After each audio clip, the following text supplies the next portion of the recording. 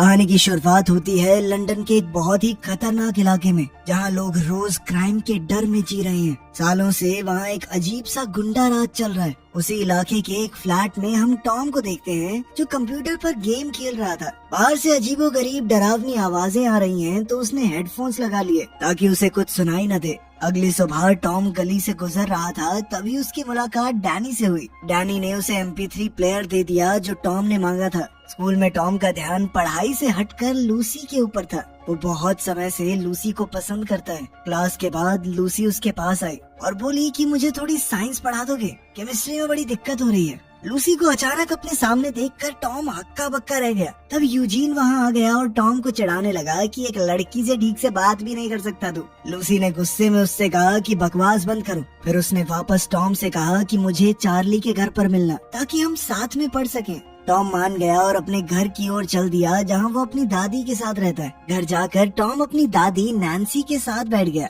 Nancy अपनी लिखी हुई एक नॉवल का उसे छोटा सा हिस्सा सुनाने लगी, लेकिन टॉम को किताब कुछ खास पसंद नहीं आई। फिर वो घर से निकल गया लूसी से मिलने के लिए। बाद में जब टॉम चार्ली के घर पहुंचा तो उसने देखा कि एक आदमी बेहोश पड़ा हुआ है। थोड़ी देर बाद गुंडों का एक झुंड कमरे से बाहर आ गया। वो गुंडे किसी की वीडियो बना रहे थे। टॉम ने डर कर भागने की कोशिश की, पर एक गुंडे ने उसे गोली मार दी और फिर सब लोग वहाँ से भाग गए। अब 10 दिन बाद टॉम की आंखें सीधा हॉस्पिटल में खुली। डॉक्टर ने बताया कि जब तुम भाग रहे थे तो तुम्हारा फोन एक टाइम पे तुम्हारे सर के पास था और गोली उसी वक्त फोन के लगी, जिसके बाद मोबाइल के कुछ हिस्से तुम्हारे सर में घुस गए, लेकिन ज्यादा नुकसान नहीं हुआ। डॉक्टर ने कहा कि अगर कोई अजीब चीज महसूस हो तो बता देना। तभी टॉम ने लूसी के बारे में पूछा कि वो ठीक है, जिस पर नैन्सी ने बताया कि लूसी तो ठीक होकर डिस्चार्ज भी हो गई।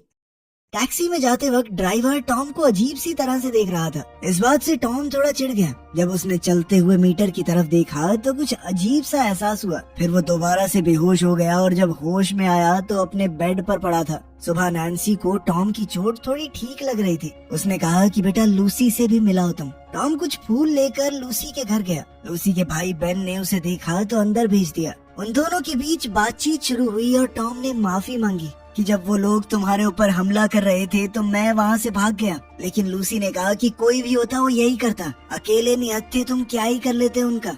लेकिन फिर भी टॉम को लूसी को ना बचा पाने का पछतावा था। जब टॉम वहाँ से निकल रहा था तो उसे सभी बिजली से चलने वाली चीजों की आवाजें आने लगी। उसे लोगों की फोन कॉल्स तक सुनाई दे रही थी। उसका अजीब सा उल्टी जैसा मन हो गया। घर जाते जाते उसे हर एक इलेक्ट्रिक डिवाइस के ऊपर एक अजीब सा इंटरफेस दिखने लगा। तभी अचानक उसे फिर से उल्टी आने लगी और वो बेहोश हो गया। बेहोशी की हालत में अचानक उसे यूजीन का सेल फोन दिखाई देने लगा और उसे एहसास हुआ कि हमला करने वाले गुंडों में से एक यूजीन था। टॉम ने इस बारे में डैनी को बताया, लेकिन डैनी को उसकी बात पर यकीन नहीं हुआ। स्कूल में टॉम ने जब फिर से यूजीन को देखा तो वो उसके फोन के मैसेजेस पढ़ पा रहा था। अब उसे पूरी तरह यकीन हो गया कि उसे बिल्कुल सही लग रहा था। यूजीन इस वक्त लूसी के साथ जो हुआ उसी बारे में बात कर रहा था। अब टॉम को उस पर बहुत गुस्सा आया और उसने अपनी नई शक्तियों का इस्तेमाल करके बदला लेने का फैसला किया। उसने अपनी ताकत से गुस्से में यूजीन का फोन तोड़ दिया। इसके बाद टॉम डैनी के साथ रात को एक पार्टी में गया।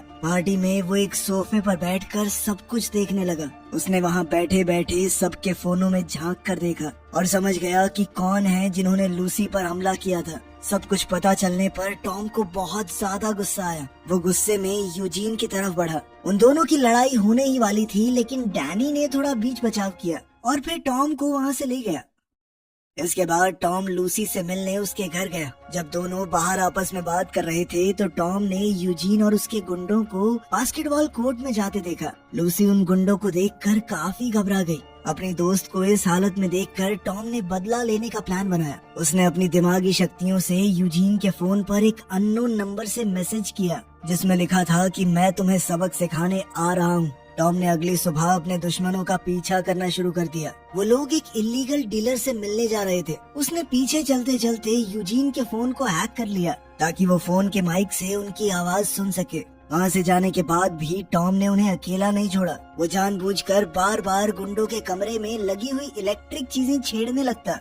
कभी लाइट बढ़ा दी, कभी म्यूजिक चला दिया ताकि ये गुंडे थोड़ा डरने लगे। टॉम ने लूसी को भी उसी अनजान नंबर से मैसेज किया कि मैं तुम्हें बचाऊंगा उन लोगों से जिन्होंने तुम्हें चोट पहुंचाई है। लूसी ने पूछा कि तुम कौन हो, मेरी मदद क्यों कर रहे हो, लेकिन उसने जवाब नहीं दिया। सुबह स्कूल के सभी बच्चों को ऑडिटोरियम में बुलाया गया कुछ अनाउंसमेंट करने के लिए, लेकिन तभी टॉम ने अपनी ताकत से उस प्रेजेंटेशन को हैक कर लिया और कैस नाम के गुंडे की प्राइवेट वीडियो लीक कर दी। वो वीडियो देखकर सब लोग जोर जोर से हंसने लगे, जबकि कैस शर्म के मारे वहाँ से चला गया। टॉम ने ये सारी बात जाकर लूसी को बताई। लूसी ये जानना चाहती थी कि आखिर ये सब किया किसने। टॉम रेडियो पर गाने चलाने के लिए आगे बढ़ा, तभी लूसी ने पीछे से उसी अनजान नंबर को मैसेज भेजा कि तुमने ही ये सब किया है ना। टॉम अपने दिमाग से ही मैसेज भेज सकता था, तो वो रेडियो को एडजस्ट करते हुए सभी मैसेजेस के जवाब देने लगा। टॉम ने लूसी से पूछा कि तुम्हारे ऊपर हमला क्यों हुआ था। लूसी ने बताया कि वो लोग मेरे भाई को गैंग में शामिल करना चाहते हैं, और जब उसने मना कर दिया तो गुंडों ने कहा कि हम तेरे परिवार के किसी आदमी पर हमला करेंगे। उन्होंने मौका देखकर लूसी को ही अपना शिकार बनाया। फिर लूसी ने पूछा कि ये तो बताओ तुम हो कौन, जिस पर टॉम ने लिख दिया कि मुझे तुम आई बॉय बुला सकती हो। कुछ दिन बाद टॉम और लूसी रात में घर की तरफ जा रहे थे, तब यूजीन और उसकी गैंग ने उन्हें रोक दिया। वो लोग मिलकर लूसी का मजाक उड़ाने लगे और ये अननोन नंबर से मैसेजेस कौन भेज रहा है ये जानने के लिए यूजीन ने टॉम को पकड़ लिया और उससे पूछा कि सच सच बता, तू ही भेज रहा है ना ये सब। तभी अचानक टॉम ने अपने दिमाग से उनके फोन पर मैसेज भेजा, अब एक गलत आदमी को पकड़ रहा है छोटे। ये मैसेज देखकर यूजीन कंफ्यूज हो गया कि कौन है ये, और उधर मौका देखकर टॉम और लूसी वहाँ से भाग गए। ये सब देखकर टॉम सोच में पड़ गया कि ये गुंडे लूसी को अकेला नहीं छोड़ रहे। उसने फैसला लिया कि इन सबको सबक सिखा के रहूंगा। इसके बाद टॉम ने थोड़ा इंतजार किया। वो पहले से जानता था कि यूजीन और उसकी गैंग वाले एक कार चुराने की कोशिश करने वाले हैं, और जैसे ही वो गाड़ी को खोलकर अंदर घुसे तो टॉम ने वो गाड़ी अपनी ताकत से लॉक कर दी। सभी लड़के थोड़ा डर गए। टॉम ने गाड़ी में लगे रेडियो को ऑन किया और अपनी आवाज बदलकर उन सब से बात की। उसने उन्हें धमकाते हुए कहा कि जल्दी से बताओ तुम्हारी गैंग का लीडर कौन है, लेकिन लड़के कुछ भी बताने को तैयार नहीं थे। जिसके बाद टॉम ने अपनी ताकत से कुछ ऐसा किया कि इंजन खुद ब खुद बहुत ज्यादा तेजी से चलने लगा। उसमें से धुआं उठने लगा, धीरे धीरे आग लग गई। आग को देखकर कैस नाम का लड़का बहुत घबरा गया। उसने चिल्लाकर कहा कि लीडर का नाम कट्स है, हम तो स्कूल जाने वाले बच्चे हैं, भैया प्लीज छोड़ दो। ये सुनकर टॉम ने गाड़ी का लॉक खोल दिया और सभी गुंडे ब्लास्ट होने से पहले निकल गए। पर टॉम का बदला तो अभी शुरू हुआ था।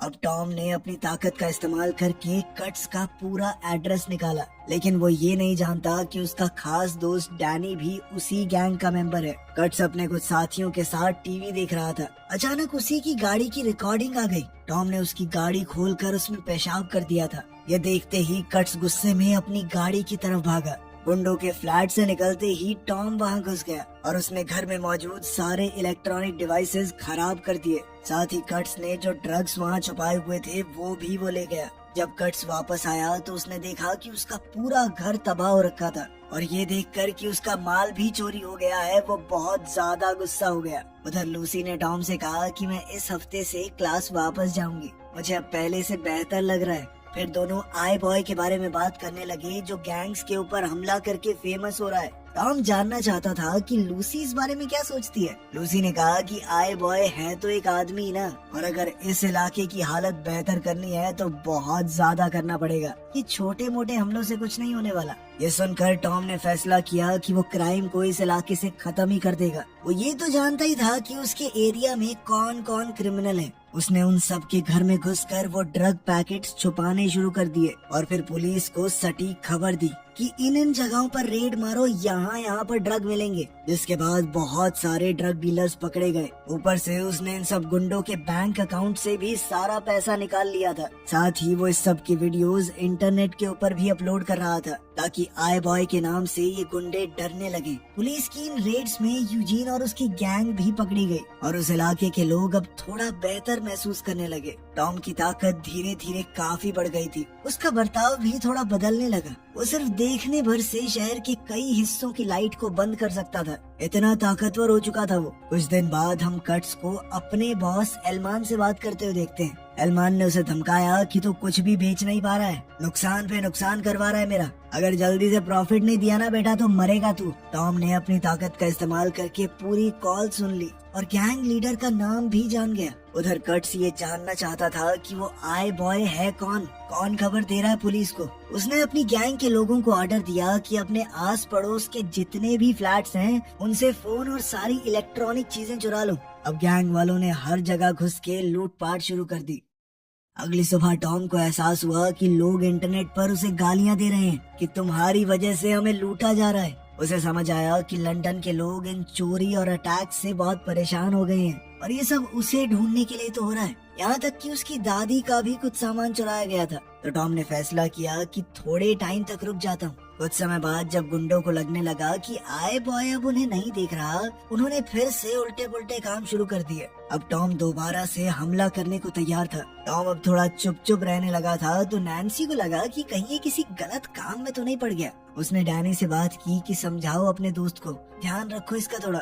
उसी वक्त पास ही में कट्स अपनी गाड़ी की तरफ जा रहा था और आई बॉय उसे दूर से देख रहा था। आई बॉय ने लूसी को मैसेज भेजा कि मैं आज सब कुछ खत्म कर दूंगा हमेशा के लिए, लेकिन लूसी ने कहा कि ये सब मत करो, तुम खतरे में पड़ सकते हो। साथ ही उसने ये भी कहा कि कानून को अपने हाथ में लेना ठीक नहीं है। टॉम को उसकी बात तो ठीक लगी पर फिर भी उसने पीछा नहीं छोड़ा। उसने कट्स की गाड़ी को उसके फोन से ट्रैक किया, लेकिन कट्स ने अपना फोन डस्टबिन में फेंक दिया था, इसीलिए टॉम उसका पीछा नहीं कर पाया। तभी टॉम को अचानक हेलीकॉप्टर की आवाज आई। पास ही में एक बड़ा सा एक्सीडेंट हुआ था जिसके लिए टीवी वालों का हेलीकॉप्टर जा रहा था। अब टॉम ने हेलीकॉप्टर के कैमरे को हैक करके कट्स की गाड़ी को देखा और अपनी साइकिल पे उसके पीछे हो लिया। कट्स एक खुफिया जगह पर गया जहाँ बहुत सारे कंटेनर्स पड़े थे। वहाँ पर वो अपने कुछ खास आदमियों से मिला। वो लोग यही प्लान कर रहे थे कि आई बॉय को कैसे निपटाना है। टॉम अंधेरे में छुप कर आगे गया। उसने एक गार्ड को देखा और अपनी पावर से बहुत सारी वीडियोस देखी कि ऐसी सिचुएशन में कैसे हमला करना है।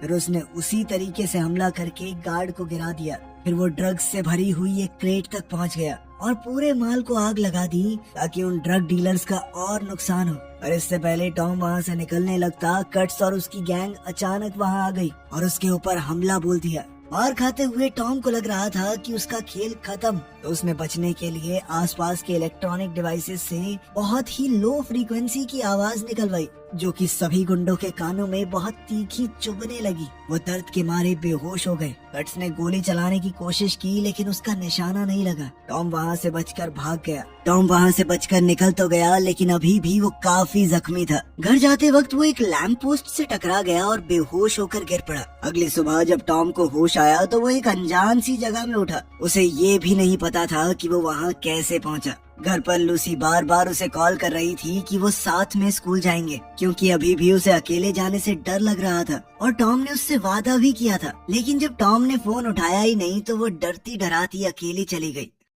एग्जाम के बाद जब लूसी टॉम से मिली तो वो उससे बहुत नाराज थी। टॉम ने समझाने की कोशिश की कि रात को कुछ दिक्कत हो गई थी, मैं घर वापस नहीं आ पाया, पर लूसी कुछ भी सुनने को तैयार नहीं थी। तभी दोनों ने महसूस किया कि सब लोग बिल्डिंग की तरफ देख रहे हैं। जब उन्होंने मुड़कर देखा तो उन्हें कैस की लाश दिखी। ये देखकर टॉम हिल गया। बाद में टॉम छत पर खड़ा डैनी से बात कर रहा था। बातचीत के दौरान टॉम ने पूछा कि कैस को किसने मारा होगा, जिस पर डैनी ने सीधा सीधा जवाब दिया कि आई बॉय की वजह से मरा है वो, उसी ने ये सब कुछ शुरू किया था। हाँ, वो गैंग में मिला हुआ था लेकिन कोई भी पूरी तरह बुरा तो नहीं होता ना, नहीं सहन कर पाया अगला इतनी बदनामी। ये सुनकर टॉम दुखी हो गया। डैनी की तरह ही बाकी लोग भी दो हिस्सों में बट गए। एक जो सोचता था कि आई बॉय सही है, दूसरे जो उसे गलत मानते थे। अब टॉम बड़ा परेशान सा रहने लगा था तो वो डॉक्टर के पास गया और कहा कि फोन के हिस्से जो मेरे दिमाग में घुस गए थे उन्हें निकाल दो। लेकिन डॉक्टर ने कहा कि ये बहुत पेचीदा काम है, तुम मर भी सकते हो, ये करना बहुत मुश्किल है।